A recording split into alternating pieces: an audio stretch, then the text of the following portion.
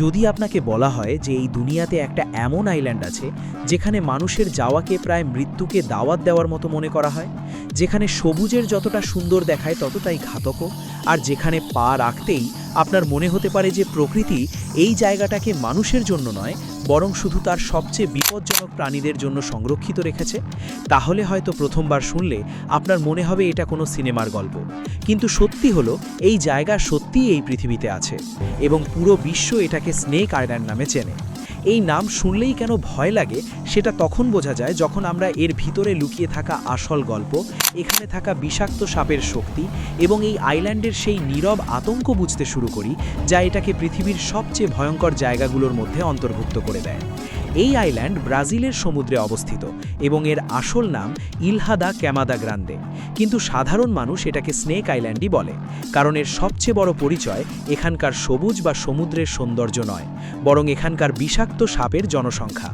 দূর থেকে দেখলে এটা একটা সাধারণ ট্রপিক্যাল আইল্যান্ডের মতো লাগে, যেখানে ঘন গাছ, উঁচু ঝোপঝাড়, ভেজা হাওয়া এবং সমুদ্রের ঝলমলে ঢেউ দেখা যায়। কিন্তু যতই আপনি এর সত্যতা জানতে শুরু করবেন, ততই এই সুন্দর দৃশ্য ভয়ঙ্কর হয়ে উঠবে, কারণ এই আইল্যান্ডে মাটিতে সবুজের চেয়ে বেশি বিষ লুকিয়ে আছে। এটাই কারণ যে এই আইল্যান্ডকে কোনো ট্যুরিস্ট প্লেসের মতো নয়, বরং একটা ন্যাচারাল ডেথ জোনের মতো দেখা হয়। বলা হয় যে এই আইল্যান্ডে এত বেশি বিষাক্ত সাপ আছে যে কিছু অংশে প্রতি কয়েক কদম পরপর আপনি একটা সাপ দেখতে পাবেন। এখন চাই আলাদা আলাদা রিপোর্টে তাদের সংখ্যা একটু আলাদা বলা হোক না কেন, কিন্তু এতটুকু তো প্রায় নিশ্চিতভাবে মেনে নেওয়া হয় যে এখানে সাপের সংখ্যা সাধারণ জায়গার তুলনায় অস্বাভাবিকভাবে অনেক বেশি। এটা এমন জায়গা নয় যেখানে কখনো সখনো একটা সাপ দেখতে পাবেন, বরং এটা সেই জায়গা যেখানে সাপই এই আইল্যান্ডের আসল হুকুমত চালায় এবং মানুষ সেখানে শুধু একটা অনাহুত অনুপ্রবেশকারী হয়ে থেকে যায়। তাই এই আইল্যান্ড ভয়, রহস্য, সায়েন্স এবং সার্ভাইভাল এই চারটি জিনিসের একসাথে মিলিয়ে সবচেয়ে বিপজ্জনক উদাহরণ হয়ে উঠেছে। এখানকার সবচেয়ে বিখ্যাত এবং সবচেয়ে বিপজ্জনক প্রজাতি হলো গোল্ডেন ল্যান্সহেড, যাকে পৃথিবীর সবচেয়ে বিষাক্ত সাপগুলোর মধ্যে একটা মনে করা হয়। এই সাপ দেখতে সুন্দর লাগতে পারে কারণ এর রং হালকা সোনালি বা হলুদ বাদামি ধরনের দেখায়, কিন্তু এই সৌন্দর্য তার বিপদকে কমায় না, বরং আরও বাড়িয়ে দেয়। এর বিষ এত শক্তিশালী যে এটা তার শিকারের শরীরে খুব দ্রুত কাজ করে এবং গুরুতর অভ্যন্তরীণ ক্ষতি করতে পারে।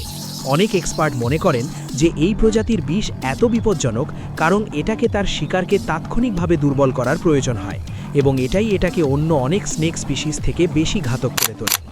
এখন প্রশ্ন ওঠে যে আসলে এই ছোট আইল্যান্ডে এত বিপজ্জনক স্পিসিস কিভাবে বিকশিত হলো এবং কেন এই আইল্যান্ড অন্য সামুদ্রিক দ্বীপগুলোর মতো হয়ে উঠতে পারল না। এর উত্তর আমরা লক্ষ লক্ষ না হলেও হাজার হাজার বছরের পুরনো ভূগোল এবং প্রকৃতির পরিবর্তনে পাই। মনে করা হয় যে অনেক পুরনো সময়ে এই অংশ ব্রাজিলের মূল ভূখণ্ডের সাথে যুক্ত ছিল, কিন্তু সমুদ্রের স্তর বেড়ে যাওয়া এবং ভূমি আলাদা হয়ে যাওয়ার কারণে এটা একটা আলাদা আইল্যান্ড হয়ে যায়। যখন এই অংশ আলাদা হয় তখন এখানে থাকা সাপগুলো এই জায়গায় আটকে পড়ে এবং ধীরে ধীরে এই আইল্যান্ড তাদের নিজস্ব আলাদা জগৎ হয়ে ওঠে।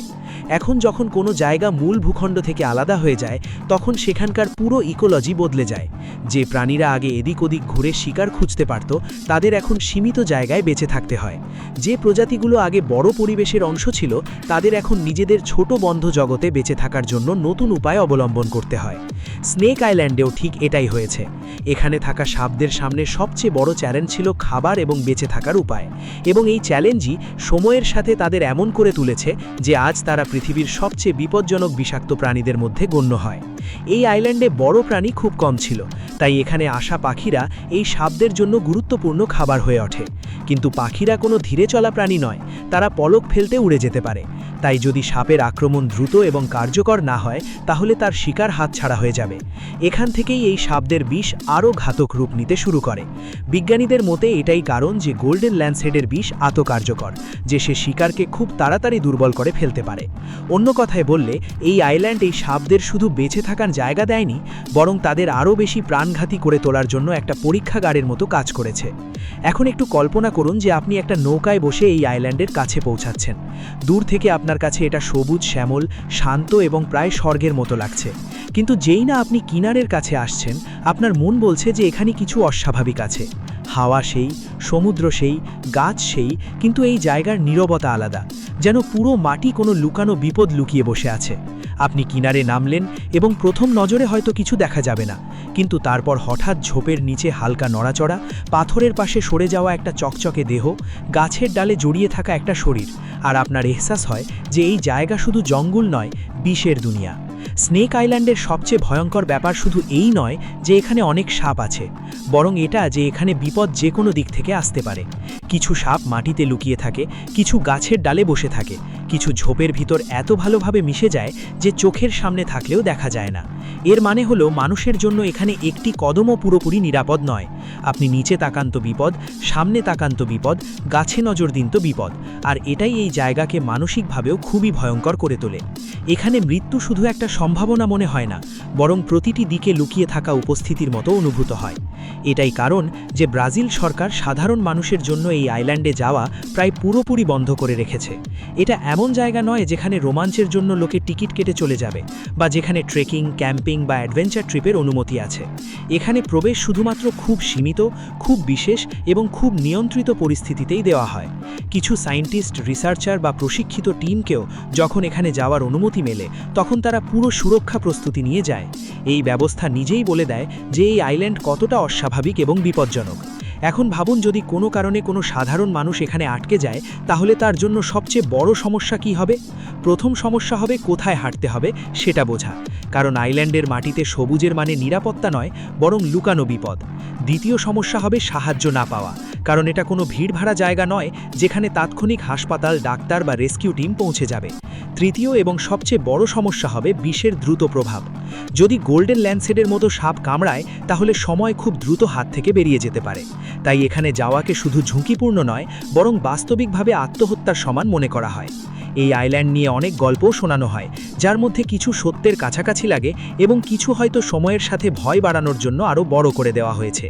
কেউ কেউ বলেন যে পুরনো সময় এখানে একটা লাইট হাউস ছিল এবং তার রক্ষকের পরিবারও এখানকার বিপজ্জনক অবস্থার শিকার হয়েছে।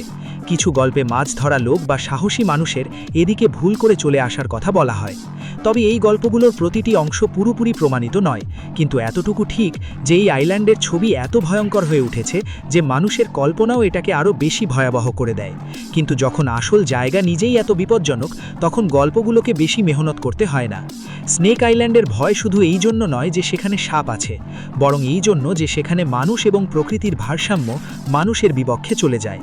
সাধারণত আমরা জঙ্গলে যাই, সাফারি করি, পাহাড় চড়ি, নদী পার করি এবং আমাদের মনে হয় একটু সতর্কতায় প্রকৃতিকে সামাল দেওয়া যায়।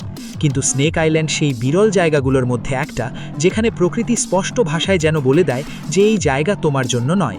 এখানে মানুষ সবচেয়ে শক্তিশালী নয়, এখানে মানুষ সবচেয়ে দুর্বল। এই অনুভূতি এই জায়গাকে আরও বেশি রহস্যময় এবং ভয়ঙ্কর করে তোলে। এখন প্রশ্ন এটাও যে এই আইল্যান্ড পুরোপুরি মৃত্যুর জায়গা নাকি এর কোনো বৈজ্ঞানিক গুরুত্বও আছে। সত্যি হলো, এই আইল্যান্ড শুধু ভয়ঙ্কর গল্পের বিষয় নয়, বরং খুব গুরুত্বপূর্ণ বৈজ্ঞানিক গবেষণার কেন্দ্র। এখানকার সাপের বিষের অধ্যয়ন করা হয়, কারণ প্রকৃতির অনেক বিপজ্জনক বিষের মধ্যে এমন উপাদান লুকিয়ে থাকে যার ভবিষ্যতে ওষুধ বা মেডিকেল রিসার্চে ব্যবহার হতে পারে। অর্থাৎ যে জিনিস প্রথম নজরে শুধু ভয়ের কারণ মনে হয়, সেটাই সায়েন্সের দুনিয়ায় নতুন বোঝাপড়া বা নতুন চিকিৎসার ভিত্তি হয়ে উঠতে পারে। এটা প্রকৃতির সবচেয়ে অদ্ভুত বিষয়গুলোর মধ্যে একটা, যে বিপদের ভিতরেও জ্ঞান লুকিয়ে থাকতে পারে। গোল্ডেন ল্যান্ডসেডের বিষকে এত বিশেষ মনে করা হয় যে তার অধ্যয়ন বিশ্ববিজ্ঞান এবং বায়োলজি উভয় ক্ষেত্রেই গুরুত্বপূর্ণ। বিজ্ঞানীরা বোঝার চেষ্টা করেন যে এর বিষ শরীরে কি কি পরিবর্তন আনে, কত দ্রুত কাজ করে এবং তার রাসায়নিক গঠন এমন কেন। এ ধরনের অধ্যয়ন শুধু সাপ বোঝার জন্য হয় না, বরং মানুষের শরীর, রক্তের সিস্টেম এবং টিস্যু রিঅ্যাকশন বোঝাতেও সাহায্য করতে পারে। তাই স্নেক আইল্যান্ড শুধু একটা ভয়ঙ্কর আইল্যান্ড নয়, বরং একটা জীবন্ত ল্যাবরেটরিও, যেখানে প্রকৃতি একটা বিপজ্জনক কিন্তু অত্যন্ত গুরুত্বপূর্ণ জৈবিক জগৎ তৈরি করেছে। এখানে আরেকটা বিষয় লক্ষ্য করার মতো, যখন আমরা কোনো জায়গাকে খুব বিপজ্জনক বলি, তখন প্রায়শই আমাদের মন শুধু রোমাঞ্চের দিকে চলে যায়। কিন্তু আসল বিপদ সবসময় নাটকীয় হয় না। স্নেক আইল্যান্ডের বিপদও সবসময় গর্জন করে না, বরং চুপচাপ উপস্থিত থাকে। এখানে কোনো শব্দ নেই, কোনো সতর্কতা সাইরেন নেই, কোনো লাল বাতি নেই, কিন্তু তবুও প্রতিটি পাতা, প্রতিটি ঝোপ, প্রতিটি শুকনো ডাল যেন একই কথা বলে যে এখানে ভুল করার কোনো সুযোগ নেই।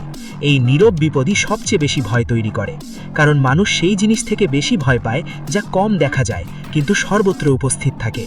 এখন কল্পনা করুন যে একটা প্রশিক্ষিত রিসার্চ টিম সেখানে নামছে। তাদের কাছে নিরাপত্তা জুতো আছে, মোটা কাপড় আছে, ধরার যন্ত্রপাতি আছে, ভেনাম কিট আছে, মেডিকেল প্ল্যান আছে এবং প্রতিটি কদম চিন্তা করে রাখা হচ্ছে। তবুও তাদের টেনশন সাধারণ জঙ্গল ভ্রমণের মতো হয় না, কারণ তাদের জানা আছে যে তারা পৃথিবীর সেই কয়েকটা জায়গাতে দাঁড়িয়ে আছে যেখানে প্রকৃতির নিয়ন্ত্রণ পুরোপুরি তার বিষাক্ত প্রাণীদের হাতে। তারা প্রতিটি গাছের কাছে দেখে, প্রতিটি ডাল পরখ করে, প্রতিটি শব্দে মনোযোগ দেয়। এই দৃশ্যই বলে দেয় যে স্নেক আইল্যান্ড অ্যাডভেঞ্চার নয়, এক্সট্রিম সতর্কতার জায়গা। অনেকে প্রশ্ন করতে পারেন যে যদি এই আইল্যান্ড এত বিপজ্জনক হয় তাহলে সেখানকার সাপগুলো নিজেরা নিজেদের সাথে কিভাবে থাকে? এর উত্তর হলো প্রকৃতি তাদের জন্য সেখানে একটা ভারসাম্য তৈরি করে দিয়েছে। যে জিনিস মানুষের জন্য অস্বাভাবিক এবং প্রাণঘাতী, সেটাই সেই প্রজাতির জন্য স্বাভাবিক পরিবেশ হতে পারে। সেখানকার সাপগুলো সেই ইকোসিস্টেমেরই অংশ। তারা সেই জলবায়ু, সেই খাদ্যের উৎস এবং সেই বিচ্ছিন্নতায় বিকশিত হয়েছে। অন্য কথায় বললে, স্নেক আইল্যান্ড মানুষের জন্য বিপদ, কিন্তু সেই সাপদের জন্য সেটাই তাদের ঘর, তাদের জীবন এবং তাদের দুনিয়া। এই কথাটা আমাদের মনে করিয়ে দেয় যে প্রকৃতিতে বিপদও আপেক্ষিক। যেটা কারোর জন্য ঘর, সেটাই